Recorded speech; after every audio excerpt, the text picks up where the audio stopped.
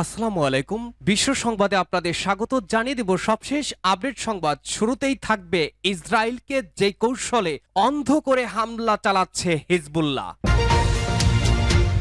এরপরেই জানাবো দখলদার সন্ত্রাসী ইসরায়েলের কাপুরুষতা। ইসরায়েলের পরিচিত পৃষ্ঠপোষকদেরকে লজ্জার কলঙ্ক চিহ্ন বহন করতে হবে। ফিলিস্তিনের উদ্বাস্তু বিষয়ক জাতিসংঘ সংস্থার কমিশনার জেনারেল ফিলিপ লাজ্জারিনি বলেছেন, ইসরায়েলের চলমান বর্বরতার কারণে গাজায় জাতিসংঘ শরণার্থী বিষয়ক সংস্থা পরিচালিত অর্ধেকের বেশি অফিস ধ্বংস হয়ে গেছে। জানিয়ে দেব ইসলামী প্রজাতন্ত্র ইরান মার্কিন শক্তিকে পঙ্গু করে দিয়েছে বলেছেন আইআরজিসি প্রধান। ইরানের ইসলামী বিপ্লবী গার্ড বাহিনী বা আইআরজিসির প্রধান মেজর জেনারেল হোসাইন সালামি বলেছেন, গত কয়েক দশকে ইরান মার্কিন শক্তিকে ধ্বংস করেছে এবং একটি ছোট ও দুর্বল রাষ্ট্রে পরিণত করেছে। রাশিয়া ইউক্রেন ইস্যুতে ন্যাটোকে সতর্ক করলেন এরদোগান। ইউক্রেনে রাশিয়ার সঙ্গে পরোক্ষভাবে যুদ্ধে জড়াচ্ছে ন্যাটো। সরাসরি সৈন্য বা অস্ত্র মোতায়েন না করলেও যুক্তরাষ্ট্র সহ ন্যাটো সদস্য দেশগুলো অস্ত্র এবং অর্থ দিয়ে ইউক্রেনকে সাহায্য করছে, যার ফলে আদতে রাশিয়া ইউক্রেন যুদ্ধ অনেকটাই রাশিয়া ন্যাটো যুদ্ধে পরিণত হয়েছে। আর এ বিষয়টিকে সতর্ক করেছেন তুর্কি প্রেসিডেন্ট রিসেপ তাইপ এরদোগান। সবশেষ জানাবো 24 ঘন্টার মধ্যেই পাল্টা জবাব। রাশিয়ার জ্বালানি অঞ্চল লক্ষ্য করে ইউক্রেনের পাল্টা হামলা। শুনছিলেন আন্তর্জাতিক গণমাধ্যম থেকে নেওয়া সবশেষ আপডেট সংবাদগুলোর শিরোনাম। এবারে জানাবো বিস্তারিত। ভিউয়ার্স, আজকের সংবাদ সম্পর্কে আপনার মূল্যবান মতামত লিখে জানান। জানিয়ে দিন কোন স্থান থেকে এই সংবাদ শুনছেন অথবা দেখছেন। ভিডিওটি ভালো লাগলে লাইক, কমেন্ট, শেয়ার করে সবার আগে সবশেষ আপডেট সংবাদ পেতে চ্যানেলটি সাবস্ক্রাইব করে পাশের বেল বাটনে প্রেস করুন।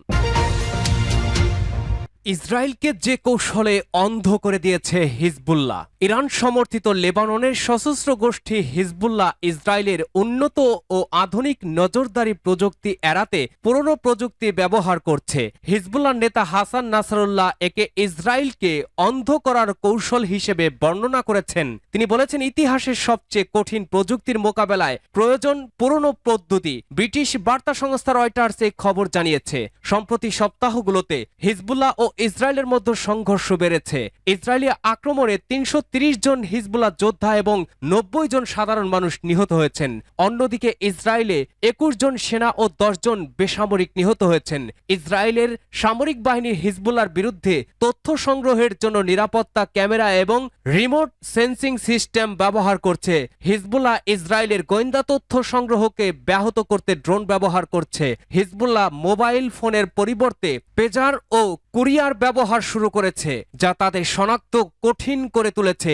এছাড়া তারা সাংকেতিক বার্তা এবং পুরনো টেলিযোগাযোগ নেটওয়ার্ক ব্যবহার করছে। বিশেষজ্ঞরা বলছেন, পুরনো পদ্ধতিগুলো উচ্চ প্রযুক্তির নজরদারি এড়াতে কার্যকর হতে পারে। লেবাননের একজন বিশ্লেষক কাশেম কাশির বলেন, তথ্য ও প্রযুক্তি যুদ্ধের গুরুত্বপূর্ণ অংশ, কিন্তু প্রযুক্তিগত উন্নতির বিরুদ্ধে পুরনো পদ্ধতিতে ফিরতে হবে। ফোন, ব্যক্তিগত যোগাযোগ, যে পদ্ধতি আপনাকে প্রযুক্তির চোখ এড়িয়ে যাওয়ার সুযোগ করে দেয়। ৩টি সূত্রের বরাতে রয়টার্স বলেছে, হিজবুল্লাহ ২০০০ সালের শুরুর দিক থেকেই একটি ব্যক্তিগত ফিক্সড লাইন টেলিকমিউনিকেশন নেটওয়ার্ক ব্যবহার করে আসছে।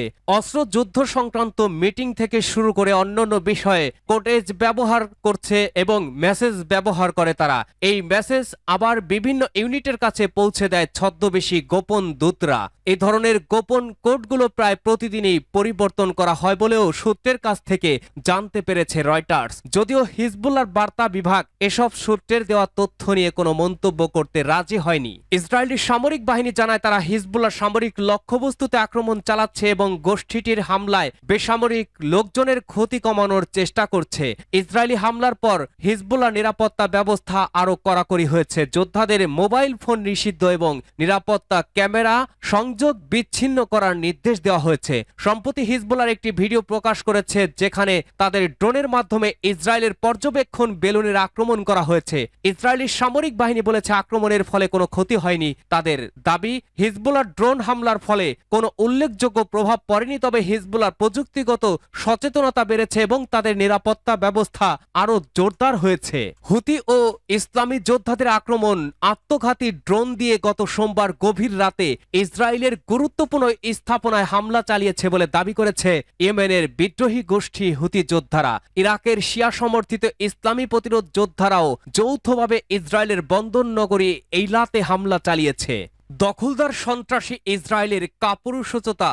ইসরায়েলের পরিচিত পৃষ্ঠপোষকদেরকে লজ্জার কলঙ্কিত চিহ্ন বহন করতে হবে। ইরানের পররাষ্ট্র মন্ত্রণালয়ের মুখপাত্র নাসের কানআনি বলেছেন, যেসব দেশ গাজা উপত্যকায় ইহুদিবাদী ইসরায়েলের চলমান গণহত্যা ও ভয়াবহ অপরাধযজ্ঞে পৃষ্ঠপোষকতা দিয়ে যাচ্ছে, সেসব দেশকে আজীবন লজ্জার কলঙ্ক চিহ্ন বহন করে যেতে হবে। তিনি নিজের অফিসিয়াল এক্স অ্যাকাউন্টে ফার্সি ভাষায় প্রকাশিত এক পোস্টে এই মন্তব্য করেন। তিনি বলেন, ইহুদিবাদী ইসরায়েল গাজা উপত্যকায় পাশবিক যুদ্ধ অপরাধ করে যাচ্ছে এবং নিরীহ ফিলিস্তিন জনগণের রক্ত ঝরাচ্ছে, যাদের একটি বড় অংশ নিরপরাধ শিশু। ইরানের পররাষ্ট্র মন্ত্রণালয়ের মুখপাত্র বলেন, ইসরায়েলের অতি পরিচিত পৃষ্ঠপোষকরা মানবাধিকার রক্ষার যে মুখোশ পরে থাকে তার স্বরূপ গাজা যুদ্ধে উন্মোচিত হয়ে গেছে এবং এসব সমর্থককে আজীবন লজ্জার কলঙ্ক চিহ্ন বহন করে যেতে হবে। ইসরায়েলি বর্বর আগ্রাসন গাজায় আনরোয়ার অর্ধেক অফিস বন্ধ হয়ে গেছে বলেছেন লাজ্জারিনি। ফিলিস্তিনের উদ্বাস্তু বিষয়ক জাতিসংঘ সংস্থার কমিশনার জেনারেল ফিলিপ লাজ্জারিনি বলেছেন, ইসরায়েলের চলমান বর্বরতার কারণে গাজায় জাতিসংঘ শরণার্থী বিষয়ক সংস্থা পরিচালিত অর্ধেকের বেশি অফিস বন্ধ হয়ে গেছে। সোমবার এক সংবাদ সম্মেলনে তিনি এই তথ্য জানান। লাজ্জারিনি সুস্পষ্ট করে বলেন, গাজায় আনরোয়ার শতকরা প্রায় 50% অফিস বন্ধ এবং ধ্বংস হয়ে গেছে। এছাড়া এসব অফিসে কর্মরত 500-এর বেশি মানুষ ইসরায়েলি আগ্রাসনে নিহত হয়েছে। গাজার খান ইউনিস শহরে পরিস্থিতি উল্লেখ করে জাতিসংঘের এই কর্মকর্তা বলেন, গত 6 থেকে 7 মাসে ইহুদিবাদী ইসরায়েলের আগ্রাসন এবং বর্বরতার কারণে সেখানকার 2.5 লাখ মানুষ উদ্বাস্তু হয়েছে। তিনি বলেন, তার সংস্থার পক্ষ থেকে বর্বরতার সতর্ক করে বলা হয়েছে যে গাজা উপত্যকায় কোথাও নিরাপদ স্থান নেই। এদিকে সোমবার আনরোয়ার মুখপাত্র লুইস ওয়াটারিস বলেছেন, গাজা উপত্যকার যেসব ভবন অবশিষ্ট রয়েছে সেগুলো একটি সুতোয় ঝুলছে। তিনি বলেন, ধ্বংসস্তূপে ভরা রাস্তার পাশে বিশাল গর্ত এবং সেখানে যারা বাকি আছে তাদের বেঁচে থাকার আশা খুবই কম। ইসলামী প্রজাতন্ত্র ইরান মার্কিন শক্তিকে পঙ্গু করে দিয়েছে বলেছেন আইআরজিসি প্রধান। ইরানের ইসলামী বিপ্লবী গার্ড বাহিনী বা আইআরজিসির প্রধান মেজর জেনারেল হোসাইন সালামি বলেছেন, গত কয়েক দশকে ইরান মার্কিন শক্তিকে ধ্বংস করেছে এবং একটি ছোট ও দুর্বল রাষ্ট্রে পরিণত করেছে। ইরানের উত্তর পূর্ব অঞ্চলীয় পবিত্র মাশহাদ নগরীতে গতকাল দেওয়া এক বক্তৃতায় মেজর জেনারেল হোসাইন সালামি একথা বলেন। তিনি বলেন, 2 বা 3 দশক আগে আমেরিকার সাথে বর্তমান আমেরিকার পরিস্থিতি তুলনা করার যোগ্য নয়। তিনি বলেন, 1979 সালের নভেম্বর মাসে ইরানের শিক্ষার্থীরা তেহরানে মার্কিন দূতাবাস দখলের যে ঘটনা ঘটিয়েছিল সেটা ছিল একসময় কল্পনারও বাইরে, কিন্তু আমরা আমেরিকার শক্তি খর্ব করেছি। আমেরিকা ছোট্ট ও দুর্বল রাষ্ট্রে পরিণত হয়েছে এবং ইসলামী বিপ্লবের প্রভাবের কারণে ধীরে ধীরে সে তার শক্তি হারিয়েছে। জেনারেল সালামি তার বক্তৃতায় বলেন, শত্রুরা ইরানের বিরুদ্ধে নিষেধাজ্ঞা আরোপ করে ইরানকে বিশ্ব অঙ্গন থেকে বিচ্ছিন্ন করতে ব্যর্থ হয়েছে। শুধু তাই নয়, ইরানের তেল যখন চুরি করতে গেছে আমেরিকা, তখন তেহরান ঠিকই প্রতিশোধমূলক পাল্টা ব্যবস্থা নিয়েছে। জেনারেল সালামি বলেন, জিব্রাল্টার প্রণালীতে তারা আমাদের জাহাজ আটক করেছে, আমরা এখানে তাদের জাহাজ জব্দ করেছি এবং এর মধ্য দিয়ে তারা যা করেছে সেজন্য তাদেরকে অনুতপ্ত হতে বাধ্য করেছি। রাশিয়া ইউক্রেন ইস্যুতে ন্যাটোকে সতর্ক করলেন এরদোগান। ইউক্রেন রাশিয়ার সঙ্গে পরোক্ষভাবে যুদ্ধে জড়াচ্ছে ন্যাটো। সরাসরি সৈন্য বা অস্ত্র মোতায়েন না করলেও যুক্তরাষ্ট্র সহ ন্যাটো সদস্য দেশগুলো অস্ত্র এবং অর্থ দিয়ে ইউক্রেনকে সাহায্য করছে, যার ফলে আদতে রাশিয়া ইউক্রেন যুদ্ধ অনেকটাই রাশিয়া ন্যাটো যুদ্ধে পরিণত হয়েছে। এই পরিস্থিতিতে ন্যাটোকে রাশিয়া ইউক্রেন যুদ্ধে না জড়াতে সতর্ক করেছেন তুর্কি president Recep Tayyip Tayyip Erdogan. তুরস্কের সংবাদ মাধ্যম ডেলি সাবা জানিয়েছে, ন্যাটো সম্মেলনে যুক্তরাষ্ট্রের উদ্দেশ্যে দেশ ছাড়ার আগে সংবাদ মাধ্যমের সঙ্গে আলাপকালে এই সতর্ক বার্তা দেন এরদোগান। এবারের ন্যাটো সম্মেলন বিশেষভাবে গুরুত্বপূর্ণ বলে মনে করছেন এরদোগান। এবারের সম্মেলন ন্যাটোর ৭৫ বছর পূর্তিতে অনুষ্ঠিত হচ্ছে, তাই এটার বাড়তি গুরুত্ব রয়েছে। গত বছর ভিলিনিয়াসে ন্যাটো সম্মেলনে যেসব সিদ্ধান্ত নেওয়া হয়েছে সেগুলো ফলো আপ করব। এরদোগান আরো বলেন, তুরস্ক বরাবরই ইউক্রেনের সার্বভৌমত্বের পক্ষে, কিন্তু চলমান রাশিয়া ইউক্রেন যুদ্ধে ইউক্রেনের পক্ষ নিতে গিয়ে ন্যাটো কোনোভাবে যুদ্ধে জড়িয়ে যাক এটা চান না তিনি। এ বিষয়ে নিজের অবস্থান জানিয়ে এরদোগান বলেন, আমরা নীতিগতভাবে মনে করি ন্যাটোর কোনোভাবেই ইউক্রেনের সমর্থন করতে গিয়ে যুদ্ধের অংশ হওয়া উচিত হবে না। উল্লেখ্য, ২০২২ সালের ফেব্রুয়ারিতে ইউক্রেনে সামরিক অভিযান শুরু করে রাশিয়া। ২ বছরেরও বেশি সময় ধরে চলছে এই যুদ্ধ। তুরস্ক সহ বেশ কয়েকটি দেশ যুদ্ধবিরতি এবং শান্তি স্থাপনের চেষ্টা করলেও তাদের পদক্ষেপ কোনো কাজেই আসেনি। রাশিয়ার জ্বালানি অঞ্চল লক্ষ্য করে পাল্টা হামলা ইউক্রেনের।